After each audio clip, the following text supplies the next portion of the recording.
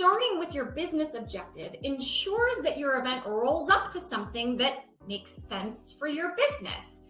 If you are too far away from the goals of your organization, you will never generate ROI on your event. Terrible content is going to shut this whole thing down. ROI is going to go out the window if you have terrible content.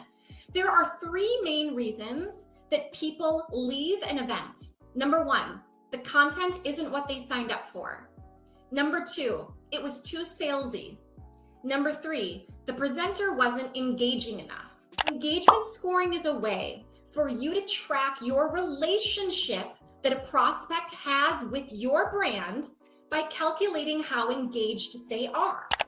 A rocky sales and marketing relationship opens risk to proving ROI on your event. We talked about that. It's a chasm, right? And all your ROI just flows right through it. So the solution really is to get in bed with sales. It's revenue minus cost spent divided by cost spent. The issue with traditional lead scoring is it doesn't take into account engagement usually. So I'm suggesting that we create an engagement score with the same kind of methodology, but with more important behavior, such as engagement. So when they came to my event, what did they do? And how do I weight that?